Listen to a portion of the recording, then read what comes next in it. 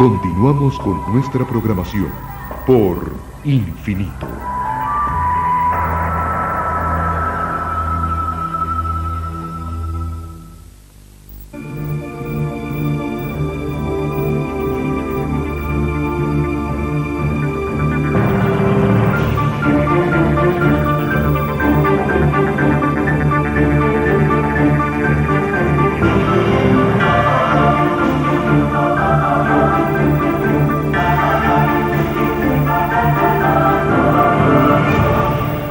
Desastres.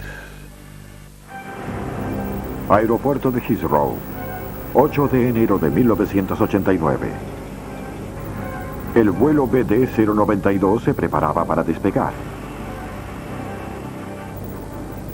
Llevaba 118 pasajeros y 8 tripulantes.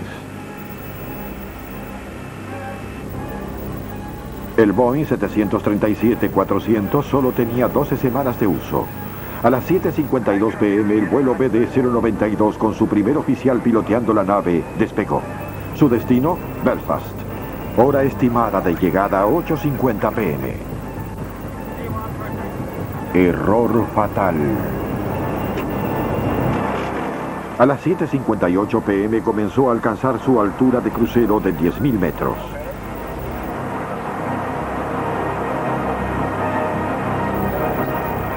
A las 8:05 p.m., con apenas 13 minutos de vuelo, el avión comenzó a vibrar y la tripulación sintió olor a quemado.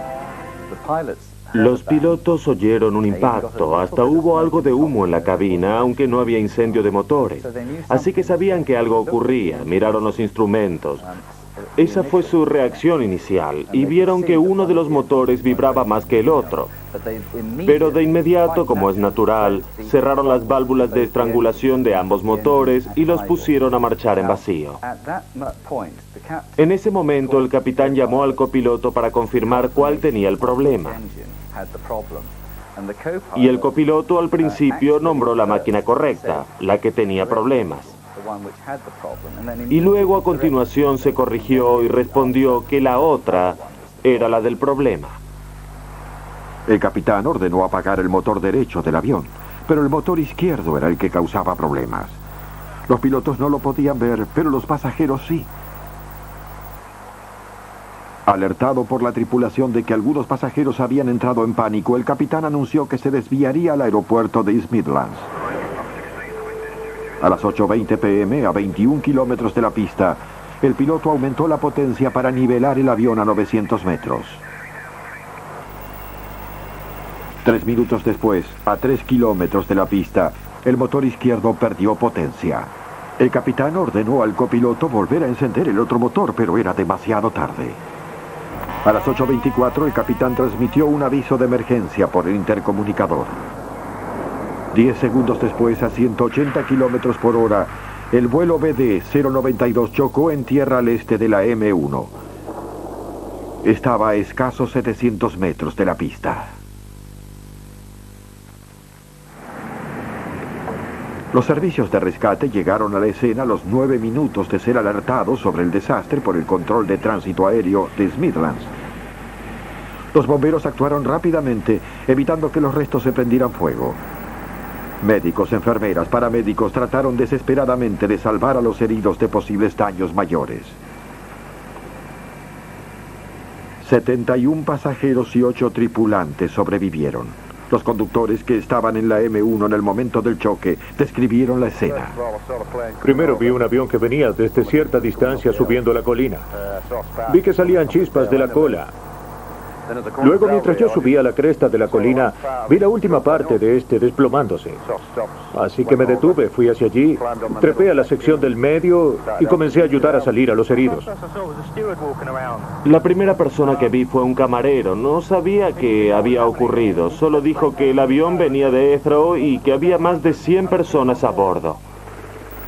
Los helicópteros, más acostumbrados a vuelos sobre el mar y las montañas que a rescatar víctimas de un desastre aéreo, transportaron a los heridos más graves.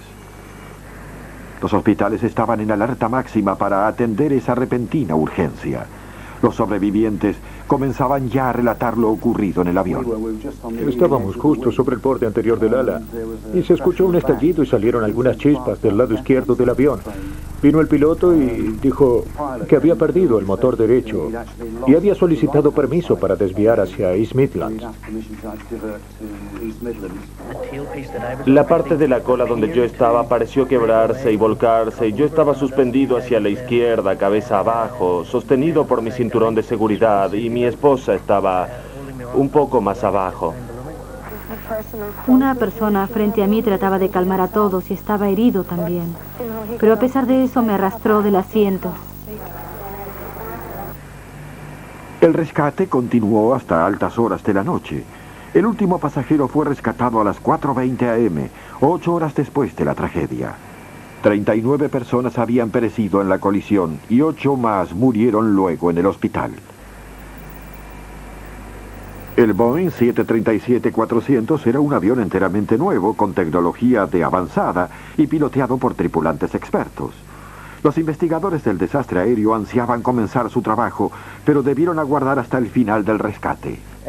Todos los que llegaban a la escena, los bomberos, la policía, los automovilistas, ayudaron en la tarea de sacar a la gente del avión. Salvar esas vidas fue algo prioritario y los investigadores no tuvieron problemas al respecto. Pero después de eso debieron regresar, cavar en el lodo y clasificar todo. La luz diurna reveló el alcance del daño.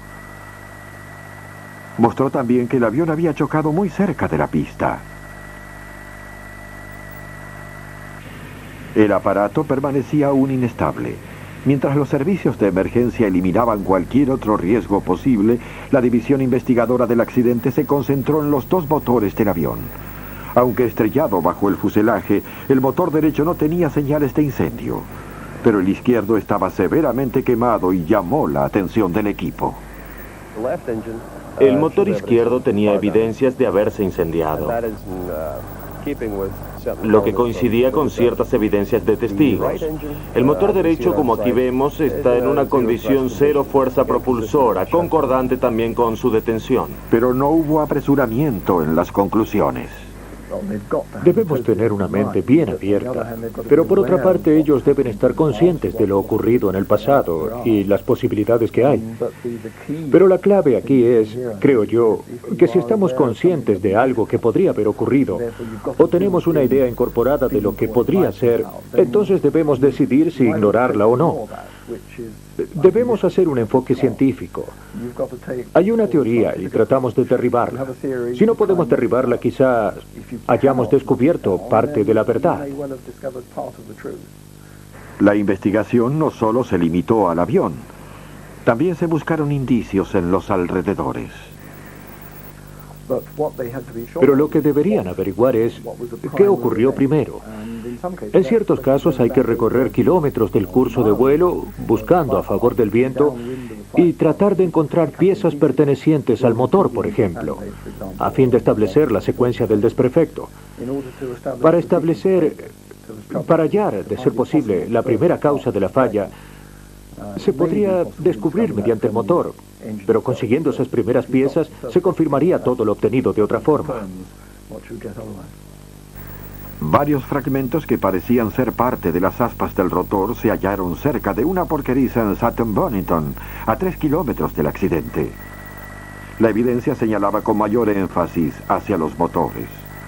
El Boeing 737-400 era la última versión de una aeronave de éxito. Estaba provista de 2 motores CFM56C.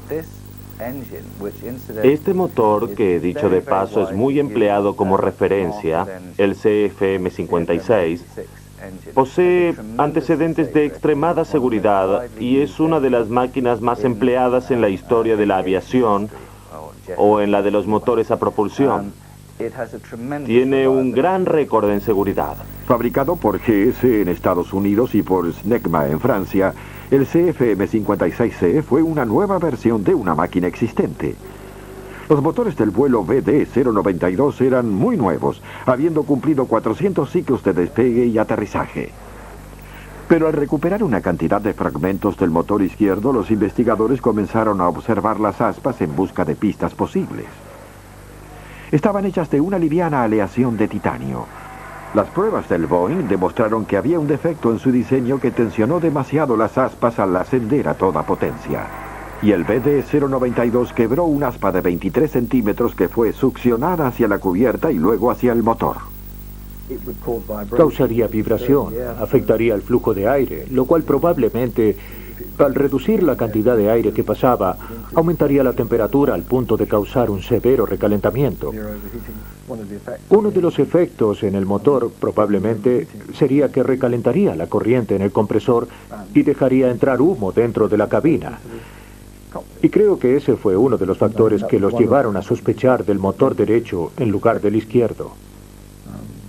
Eso creo que fue. 6 meses después de Heathrow, otros dos 737-400 sufrieron el mismo problema. Pero ¿por qué este factor no se tomó en cuenta anteriormente? Snecma jamás había probado la máquina en vuelo. Se consideró que como era un CFM56 que requería un poco de potencia extra, no hacía falta que pasara por un proceso completo de recertificación. Así que la máquina había sido examinada en un banco de pruebas. Algunas de las situaciones que el avión encontraría en el vuelo habían sido simuladas mientras estaba en el banco, pero no habían sido probadas en vuelo. Nuestro experto en aviación civil dijo que no hay razón por la que la falla no pueda descubrirse durante el proceso de pruebas en el banco. Una vez que falló el motor, ¿por qué los pilotos no pudieron reconocer cuál era el que causaba el problema? La razón clave de por qué apagaron el motor equivocado es porque el daño no era catastrófico. Y cuando pusieron otra vez las máquinas a funcionar, la vibración ya no se notaba y se equivocaron. Fue un error. La evidencia estaba allí para que la vieran, hasta funcionando en vacío, pero no obstante se equivocaron. Es un ejemplo de lo que los pilotos pueden hacer bajo presión. Los pilotos están entrenados para reaccionar bajo presión, también para entender sus instrumentos. ¿Por qué no lo hicieron? El Boeing 737-400 tenía una nueva cabina computarizada con instrumentos activados por sensores. El medidor que debió haber indicado a los pilotos cuál era el motor defectuoso era el indicador de vibración. El indicador de vibración les dirá si algo no gira suavemente. Si se dañara un aspa de la hélice o una de la turbina o cualquier cosa parecida, eso desequilibra la máquina y entonces comenzará a temblar un poco y eso lo registrará. Cambios muy pequeños, pequeños grados de vibración, los registrará. Durante años, desde los primeros aviones, hemos tenido medidores que parecían relojes. Teníamos una linda esfera con una bonita aguja indicadora, cuya dirección se reconocía fácilmente. El ojo humano estaba habituado a ellas. El cerebro estaba habituado a ellas. Pero en este caso tenían algo un poco diferente. Era un instrumento circular bastante pequeño y tenía una manecilla diminuta fuera del círculo. Estaba fuera de los números, no como una aguja que parte del centro. Y yo personalmente pienso, como mucha gente, que esos instrumentos no eran nada fáciles de leer. Los instrumentos de vibración de los motores tradicionalmente no han sido muy confiables. Los pilotos eran escépticos al respecto. Este instrumento, sin embargo, era moderno y totalmente confiable.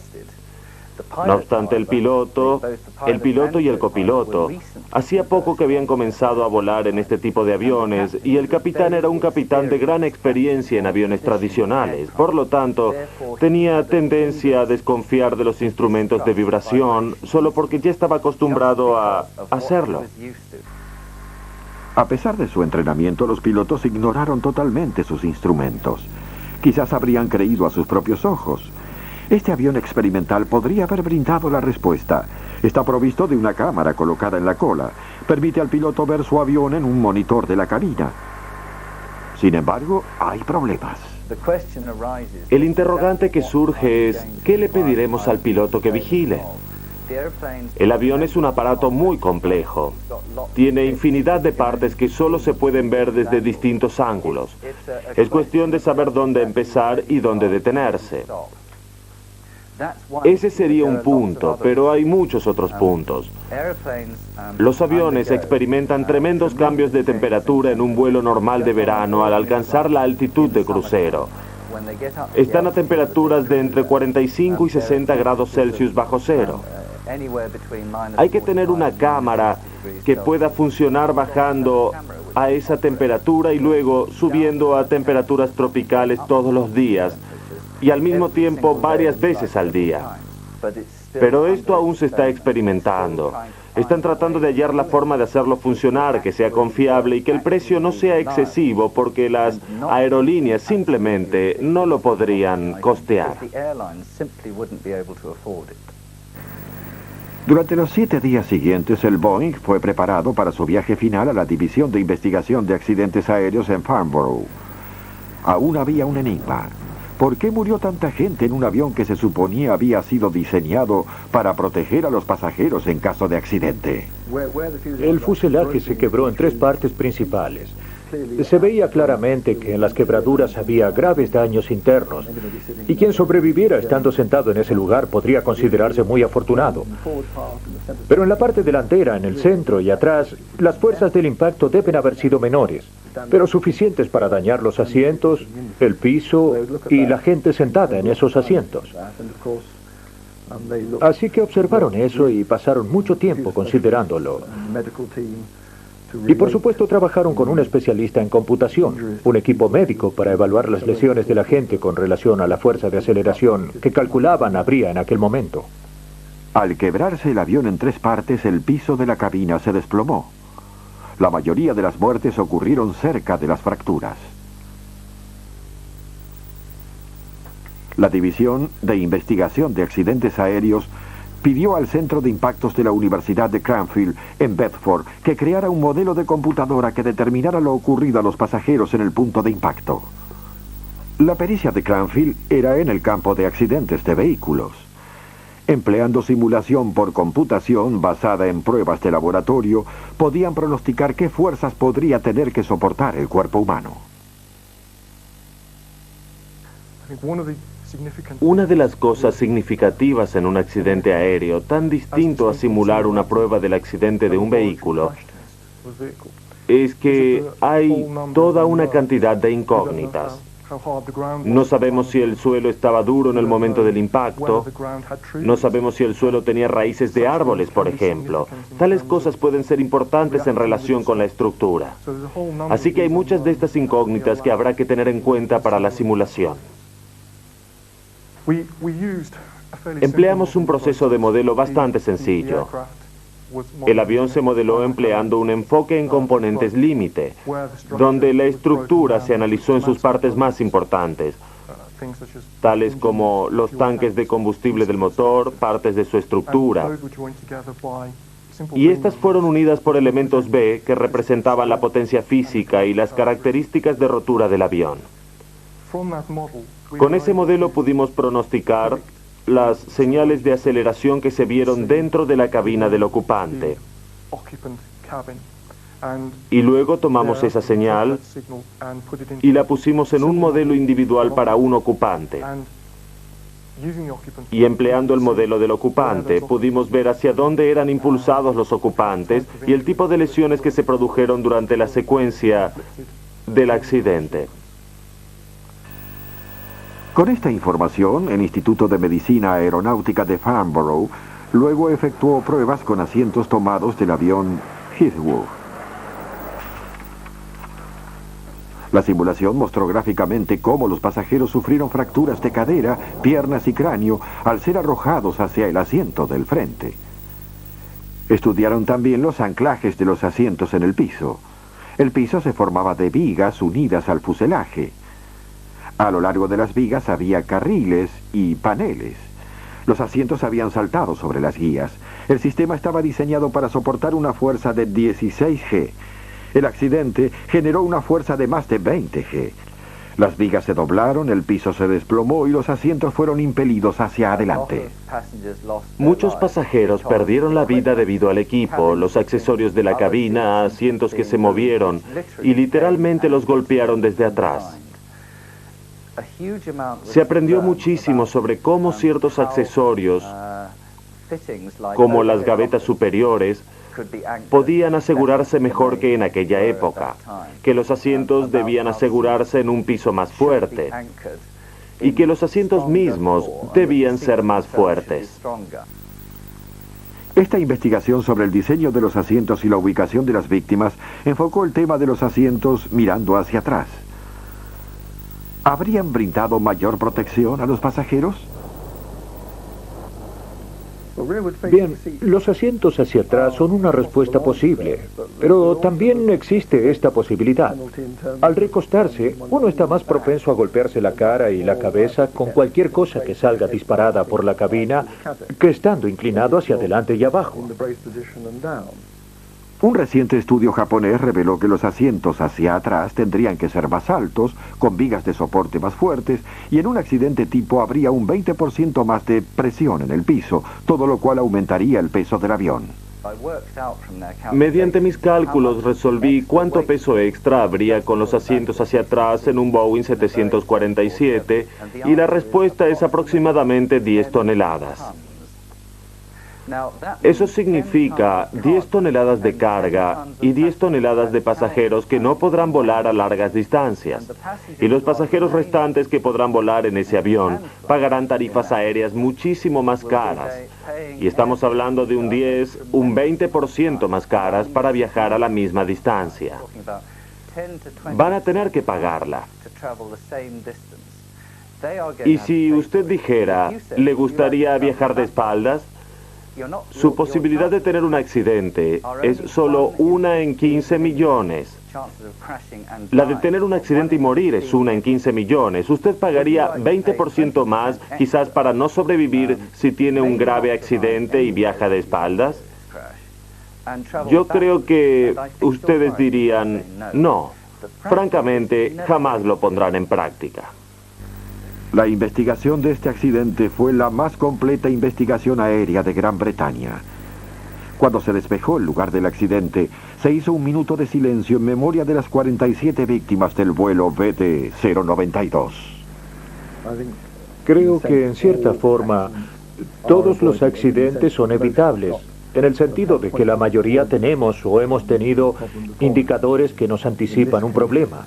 En este caso se podría decir, bien, si el motor hubiera sido probado satisfactoriamente a gran altura, entonces quizás no habría fallado. Si la tripulación hubiese tenido más entrenamiento con estos instrumentos en particular, tal vez no se habrían equivocado.